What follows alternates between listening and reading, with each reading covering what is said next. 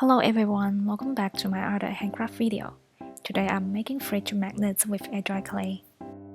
If you're interested in making magnets and wondering what materials I had used, you can check my description box for the material links. Now let's get started. I'm making a pufferfish, a sunfish, and a comet dialogue. I draw them on my sketchbook, outline the subject with the light color pencil, then finish the detail with a 2B pencil. I have seen other artists who can make crafting or painting without a sketch, but I'm the type of person who needs to start off with a sketch so I can draw the right proportion. By the way, I prefer to sketch on paper instead of drawing tablets.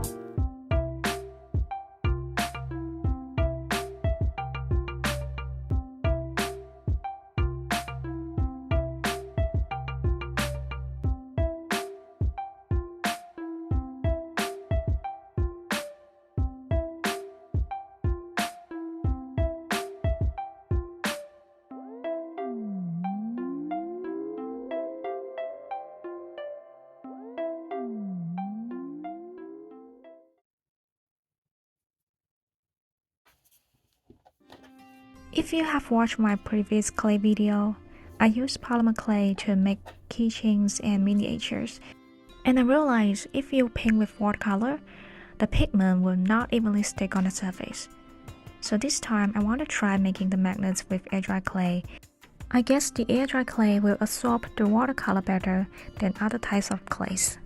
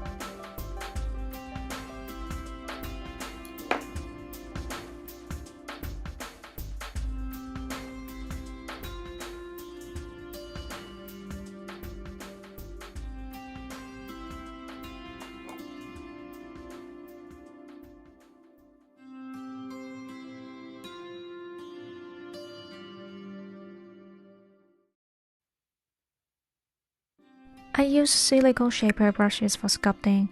I strongly recommend you guys to get a set of these 2-in-1 silicone and dotting brushes. One side is a dotting tool and the other side is a silicone shaper brush. The silicone shaper allows you to do some simple sketches on the clay, work on the small details. If you are looking for tools to create small sculpture or miniatures, these 2-in-1 brushes will meet your needs.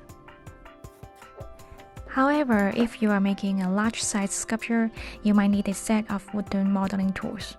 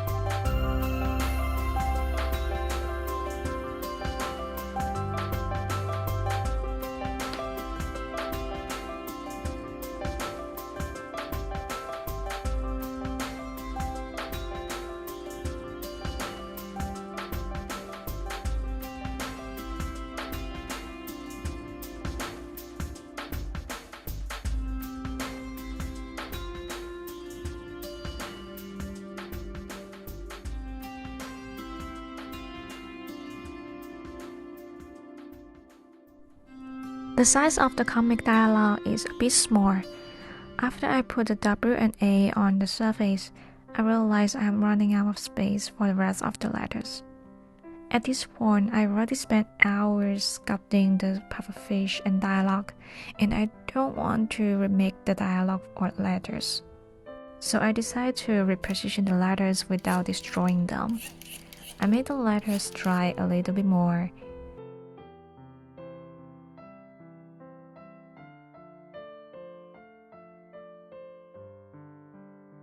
Then gently take them off and place them back onto the dialogue.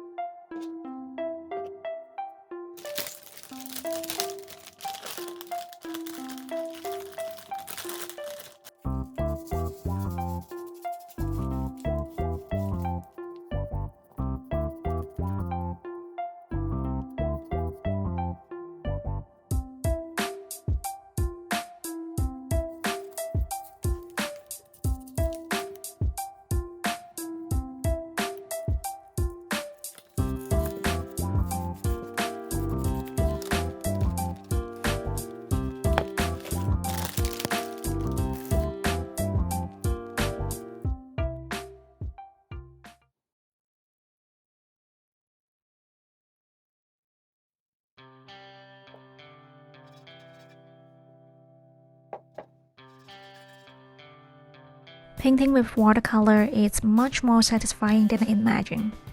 The color dries fast. The pigment stays on top of the clay. If you want to remove the color, you can simply brush it off with a water brush.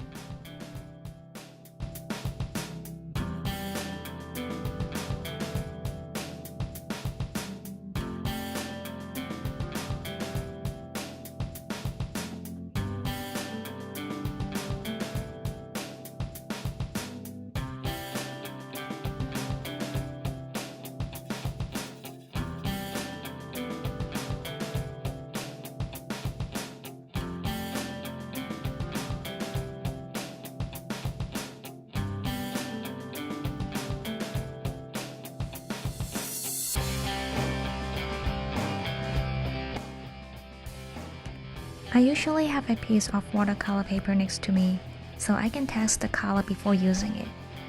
If the color does not meet my expectation, I will check the color palette for a better option.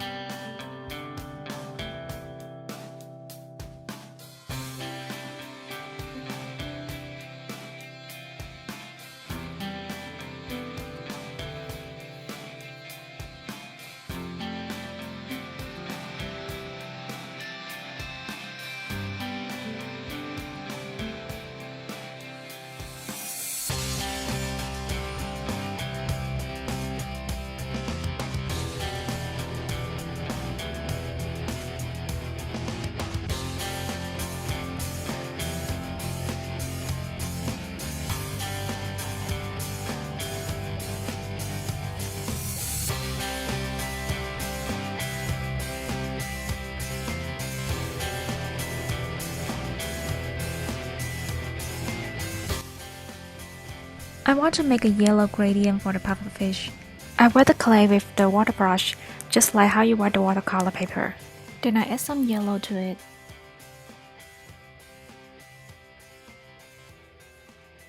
Reduce the pigment on the brush, then add a little bit of tinted yellow to the clay. I like how the gradient turned out, and I very enjoy the coloring process.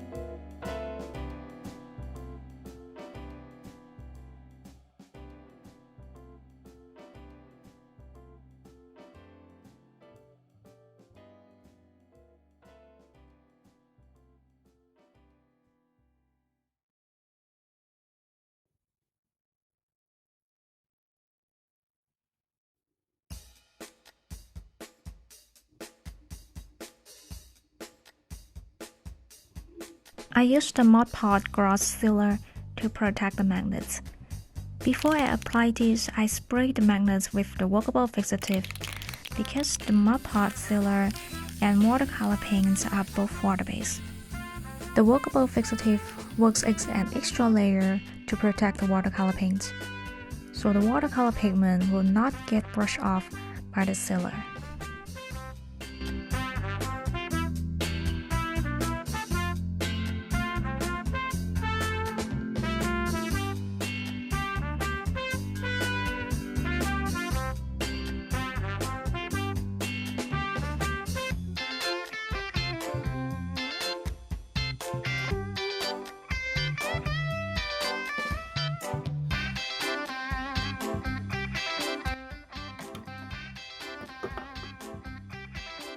Thank you so much for watching.